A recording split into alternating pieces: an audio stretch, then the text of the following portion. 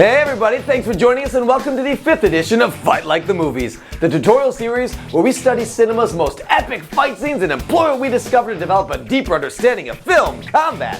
I'm your instructor TJ Cencula, and this week's lesson, the 1995 film Braveheart, directed by Mel Gibson with stunt coordination by Simon Crane and Mick Rogers.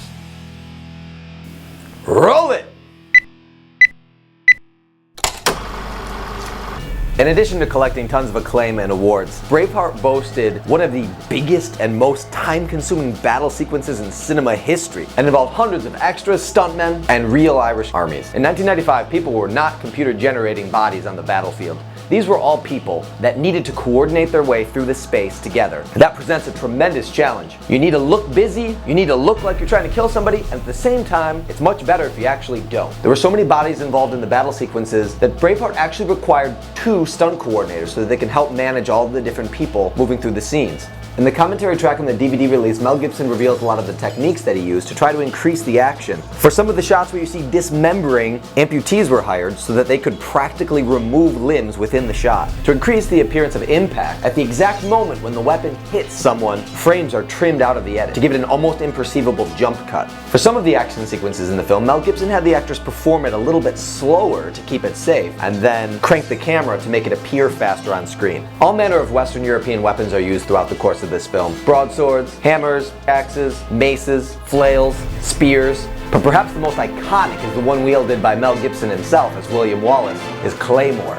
It's a sword almost as large as a man, with a leather covering near the fork of the blade to allow you to grab it, to change your grip, or just make wielding it somewhat easier. It's way too long to wear at your hip, so it had to be slung over his shoulder. The battle aesthetic for Braveheart is very realistic. The battles are not designed to be stylized, they're designed to be gritty, real, and brutal. You see limbs removed, you see faces mangled, arms get chopped off, legs get chopped off. These weapons were not about finesse, they were about dismemberment. To be struck with one is probably to die, or at least to be horribly maimed.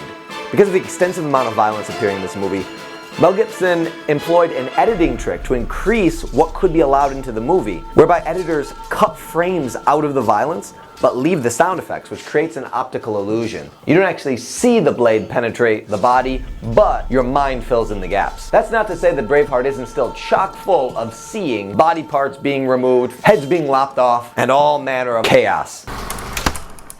Let's meet the class.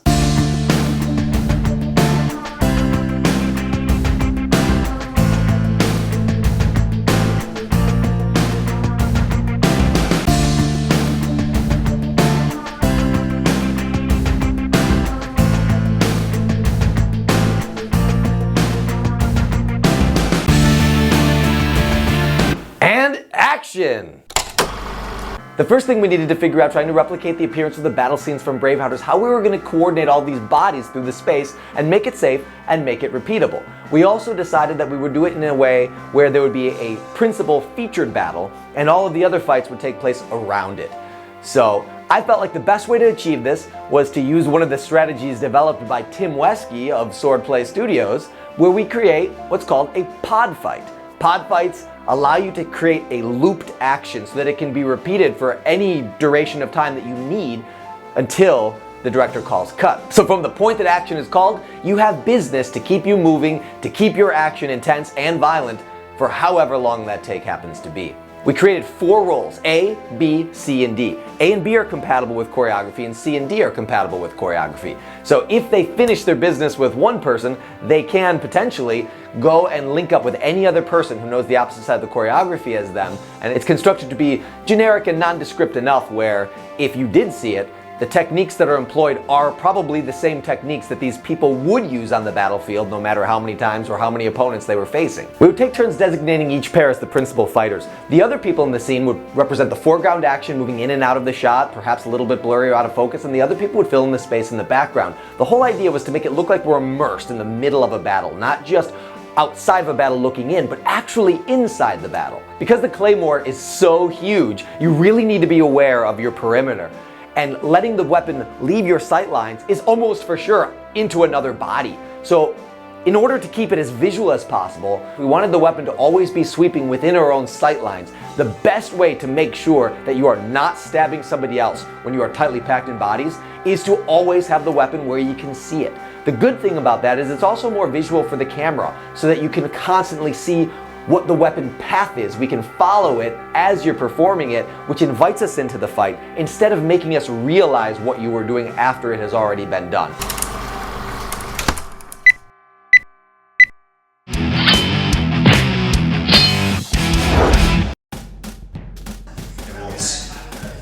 Hold this.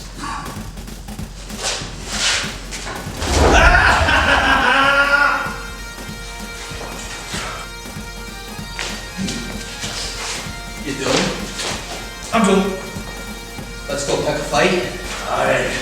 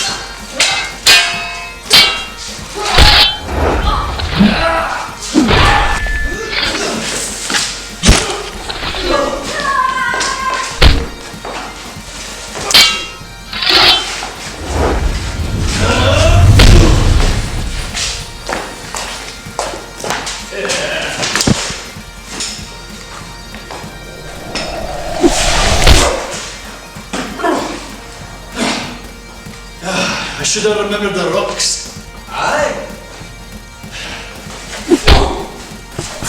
Hey now!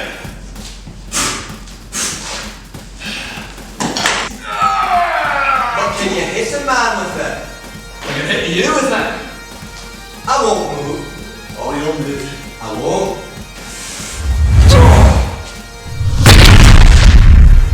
Should have moved. Warned you. No money. Vegas. Wallace, you always want a cheapskate.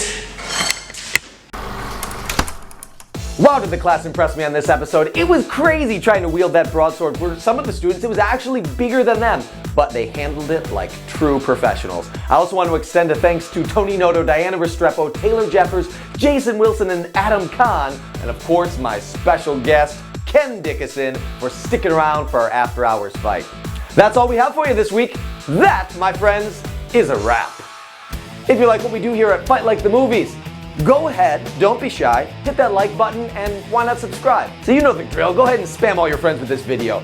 They will thank you for it. And check out our Facebook page where we put behind the scenes photos and footage. And it's also an opportunity for us to be able to interact with you. Tell us what you like, tell us what you don't like, and definitely tell us what movies you'd like to see us cover in the future on Fight Like the Movies. And I could not emphasize enough how much we would love for you to come join us and play along. It's so exciting and action-packed, everybody's getting in on the action. And cut.